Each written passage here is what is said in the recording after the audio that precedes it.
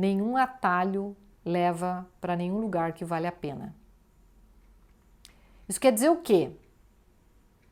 Que a gente precisa se esforçar. Se a gente quer alguma coisa que vale a pena, precisa se esforçar. E a escola não está fazendo mais isso, não. Nesse vídeo, então, a gente vai falar um pouco sobre o facilismo que vigora na escola. É interessante como essa coisa de facilitar a vida de todo mundo tem sido uma tônica, né?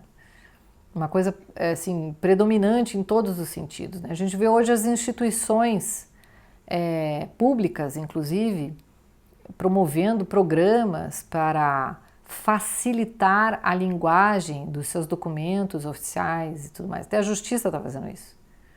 Os tribunais de contas, os órgãos judiciários, né?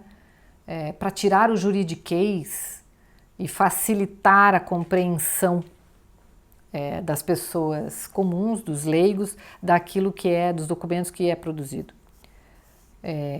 A parte as boas intenções desse tipo de iniciativa, eu entendo que a gente não facilita nada quando a gente tira uma linguagem técnica.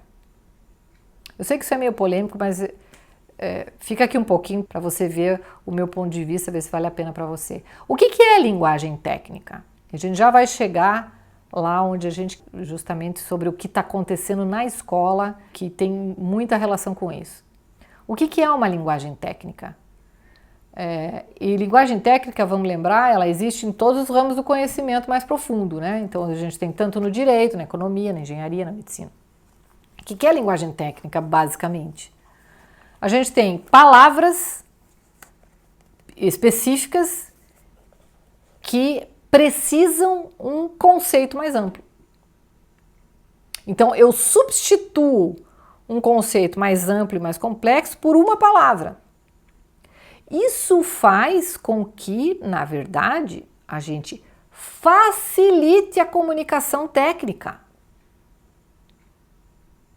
Então parece um paradoxo. Se eu tirar as palavras técnicas, eu não estou facilitando a comunicação, eu estou dificultando a comunicação. Porque, por exemplo, se eu, na minha área, vamos lá, né, uma palavra aqui, lide. Lide quer dizer um conflito de interesses levado a juízo. É uma palavra com 4 letras, L-I-D-E, lide, quer dizer conflito de interesse levado a juízo, quer dizer todo esse negocião aí, 4, 5, 10 palavras, certo? Então, se eu tiro lide porque o leigo não entende o que é lide, e isso é um juridiquês, eu tenho que substituir pelo conceito todo. Cada vez que eu for usar lide, eu tenho que substituir por esse conceito de 5 palavras, 6 palavras, né? Agora você imagina um parágrafo técnico que tem umas 3 ou 4 palavras técnicas escritas ali. Ele vai virar uma página inteira, porque cada vez eu vou ter que substituir pelos conceitos que essas palavras técnicas significam. Então eu não estou facilitando, eu estou complicando a linguagem. E aí o pessoal vai dizer assim, não, mas você não vai dizer o conceito inteiro, você tem que facilitar o negócio. É para facilitar. Bom, se eu não vou dizer o conceito inteiro, eu não vou dizer o conceito verdadeiro, certo? Porque se eu, por exemplo, substituir lide por conflito de interesses, não é verdade isso. Porque lide é só aquele conflito de interesses que está em juízo. Eu tirei essa informação do leitor para substituir só por conceito de conflito de interesses. Será que ele vai entender que eu quero dizer que esse conflito de interesses está em juízo? Quando é que eu vou explicar? Eu vou ter que usar um outro pedaço do texto para explicar que é isso? Ou eu simplesmente vou suprimir essa parte do conceito, tirando do leitor a oportunidade dele conhecer a verdade inteira. E é precisamente isso que se faz quando você facilita a leitura, facilita a vida do leitor. Você não está facilitando, você está privando o leitor de conhecer a verdade inteira. Ah, mas ele não é capaz, ele é leigo, etc. e tal. Ora, meu filho, então você encontra um intérprete para isso se você quiser saber qual é a verdade. Ou você se intere do conhecimento anteriormente para você poder entender. É para isso que servem os profissionais. O que me parece equivocado é que, sob o argumento de democratizar, de incluir, de facilitar, se digam meias verdades, se prive as pessoas, os cidadãos, das verdades completas. Porque alguém vai continuar sabendo dessas verdades. E não é o cidadão a cujo benefício se está facilitando. E por que também que as instituições estão sentindo essa necessidade de facilitar? Uma razão é porque estão alinhadas com os ideólogos da pedagogia, que tem essa enorme influência nas escolas hoje, porque eles são, em parte, políticos e sindicalistas que estão justamente fazendo e divulgando aí essas ideologias, não é? Essa é uma parte. Mas a outra parte é porque se percebe cada vez mais uma diminuição do intelecto da população, do cidadão. É uma diminuição mesmo do intelecto, né? O brasileiro médio tem 83 de QI. É um QI que não serve nem para você ser soldado raso nos Estados Unidos, porque um QI desse põe em perigo os outros.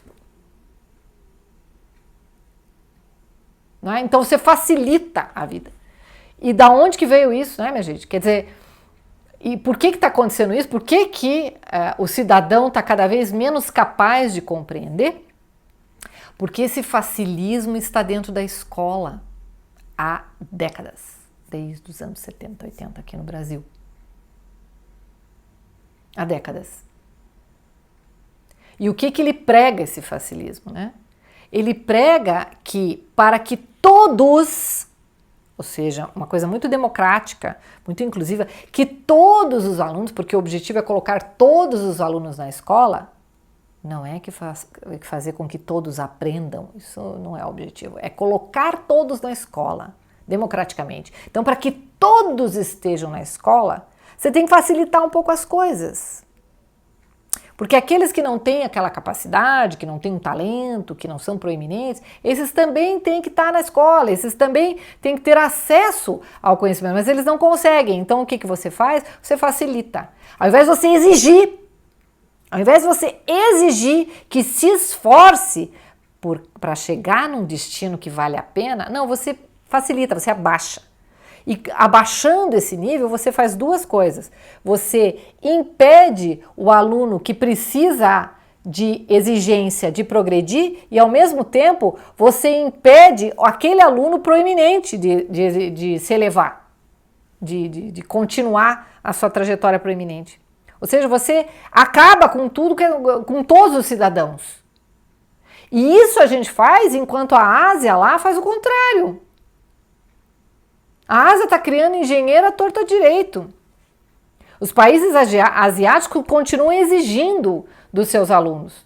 Eles continuam premiando os alunos talentosos e proeminentes e continuam exigindo dos que não são tão talentosos que cheguem em níveis mínimos. Aqui no Ocidente, especialmente no Brasil, a gente está fazendo o contrário. A gente facilita tudo. Então, é muito difícil escrever em letra cursiva, então a gente facilita, não ensina a escrever letra cursiva. E com isso você priva o aluno de ter todo aquele desenvolvimento neurológico, cerebral, mental, do que faz no cérebro você treinar uma letra cursiva. Se tira isso do aluno. Ah, é difícil a tabuada? Não precisa decorar não, que bobagem, que formalidade decorar a tabuada. Não decora não. O cidadão não consegue fazer um troco. Ele não consegue pensar em coisa nenhuma. Quer dizer, cálculos básicos já não são mais exigidos. Quer dizer, não se exige mais nada, tudo é fácil.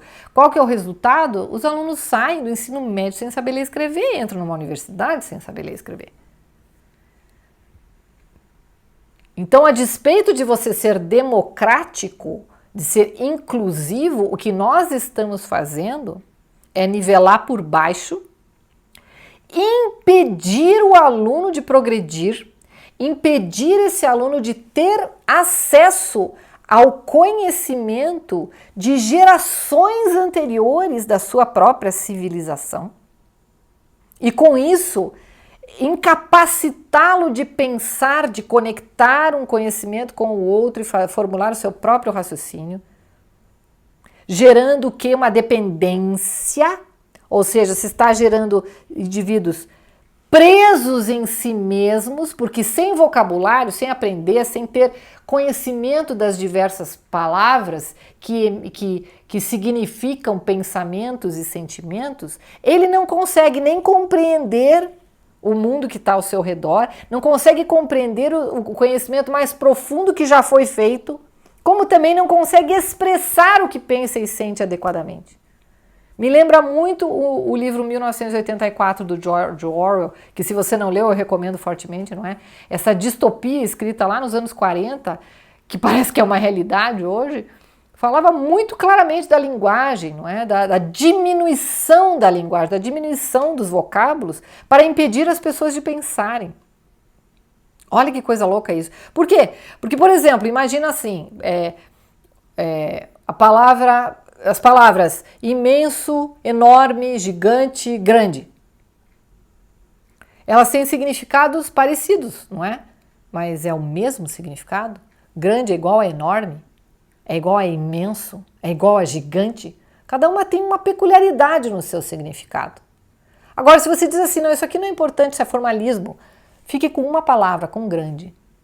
Grande explica tudo isso aí que você acha que precisa explicar. Né? Qual que é a consequência disso? O que vai acontecer? A pessoa que quer algo diferente de grande, mas muito parecido, ela não tem essa ferramenta, ela não tem esse repertório. Vai ficar dentro dela aquilo que ela está pensando. Ela não consegue expressar. E ao mesmo tempo ela não consegue entender quando alguém falar isso. Então você diminui a comunicação, você não está facilitando nada. Você não está facilitando, você está, através da ausência de exigência, de um esforço para adquirir conhecimento e, portanto, prosperidade e liberdade, você está aprisionando as pessoas dentro delas mesmas. Claro que isso tem uma vantagem muito grande para quem bolou essa estratégia maquiavélica. Tem uma vantagem muito grande. As pessoas viram adultas completamente dependentes do Estado, daquilo que esses mesmos ideólogos e políticos disserem que elas poderão ter ou ser. É aquela história, você não terá nada e será feliz. Não é? Ou seja, a gente tira a capacidade de pensar dessas pessoas. E a capacidade de pensar é liberdade. E a outra moeda da liberdade, o que é? A responsabilidade. É a pessoa ser capaz de se responsabilizar pelas suas escolhas. Isso chama-se maturidade, não é? E o que é a educação se não é aquele trajeto conduzido por um ser maduro do imaturo para a maturidade? É a ponte entre a infância e maturidade do ser humano até a vida adulta, maturidade do ser humano. Isso é educação. É essa ponte que a gente faz. E o que a escola está fazendo hoje, ela está impedindo o jovem de amadurecer. Ele sai da escola incapaz de pensar e, portanto, de ser livre, de fazer escolhas livres e responder por suas escolhas. E muitos desses jovens já saíram há décadas da escola e são os pais de hoje. Que não querem responsabilidade, que acham que os seus filhos têm só direitos, porque a vida deles foi facilitada na escola. Então eles não aprenderam que é o esforço que leva à prosperidade, que leva à liberdade, e é a liberdade que leva à prosperidade porque permite escolhas. Eles não aprenderam a se esforçar, não fizeram esse caminho. Então, quando a gente facilita, quando a escola facilita a vida, ela não está sendo democrática nem inclusiva, ela está sendo cruel, perversa, está abandonando intelectualmente essas crianças e jovens e criando uma geração inteira de irresponsáveis, imaturos, infantilizados. Criados, socializados pelo próprio grupo, sem nenhum tipo de condução, de orientação, de baliza, de limites. Então, a primeira coisa que a gente tem que fazer é o seguinte: compreender que a escola não vai desenvolver cognitivamente os nossos filhos, que a escola não vai transmitir conhecimentos básicos e elementares para que eles sejam capazes de fazer boas escolhas e prosperarem. A escola não vai fazer isso. Embora nós, como sociedade, tenhamos delegado essa tarefa para a escola não vai fazer isso. Não vai. Vamos aceitar logo de uma vez para que a gente possa tomar as providências enquanto é tempo. Então, primeira coisa, a gente tem que aceitar: a escola não vai educar os nossos filhos, nem academicamente, nem moralmente, nem socialmente. Não vai educar. Tá? Partimos desse pressuposto. Segundo passo, tomar as rédeas da educação dos nossos filhos. A escola não vai fazer, nós vamos voltar a fazer. Nós vamos voltar a fazer. E vamos fazer com eficiência, porque nós somos os únicos que amamos verdadeiramente os nossos filhos, a ponto de desejarmos genuinamente, honestamente, a prosperidade, o progresso e o desenvolvimento dos nossos filhos. Nós somos os mais interessados nisso. Então nós vamos fazer. E como que nós temos que fazer? Como é que nós vamos fazer? Bom, primeiro de tudo, nós temos que compreender que a escola ensina coisas erradas, coisas que não são verdadeiras, que não são corretas, que não são belas. Então a gente tem que desensinar. A gente tem que corrigir os rumos, fazer os contrapontos. Quanto mais adolescente, mais esforço você vai ter que fazer, né? Porque contesta mais. E foi acostumado num sistema fácil. Então a gente tem que trazer esse contraponto exigindo leitura. Não, você leu o livro da Malala? Então você vai ler agora o livro de Benjamin Franklin. Exigir. Outra é ajustar, então, portanto, ajustar os rumos do que a escola está fazendo, que não é correto, que não é nem bonito, nem bom e nem verdadeiro, tá? E dar aquela educação, aquele conhecimento que a escola deveria estar dando e não está dando. Então você vai ter que fazer esse complemento, né? De que forma que você vai fazer esse complemento? Bom, primeiro você vai tomar pé da situação do que é que você acha que está faltando. A gente tem alguns parâmetros? Não temos. BNCC, Base Nacional Comum Curricular, o que o MEC diz, os cursos todos que o MEC registra e aprova, etc. e tal, não é balizamento para a excelência. A gente tem que sempre lembrar, a escola não exige mais, é tudo facilitado, é tudo para ser fácil. A escola não exige aquilo que o seu filho tem capacidade de dar. Então você tem que exigir. Você tem que exigir. Tá vendo que tá faltando? Complementa. Tá faltando isso? Complementa. A leitura, gente, a leitura é fundamental. É fundamental. Você percebeu que teu filho está em qualquer idade, não importa qual idade, tá? Pode ser que ele esteja lá com 16 anos, não sabe ler direito ainda, volta para trás. Volta para trás, começa pela fonologia, som das palavras e exigir. Temos que tomar as rédeas da educação dos nossos filhos. Não há outro caminho. Tomar as rédeas da educação dos nossos filhos é um esforço tremendo, mas eu te garanto, o destino vale a pena. Se você gostou desse vídeo, deixe seu like, seu comentário, se inscreva no canal e até o próximo vídeo.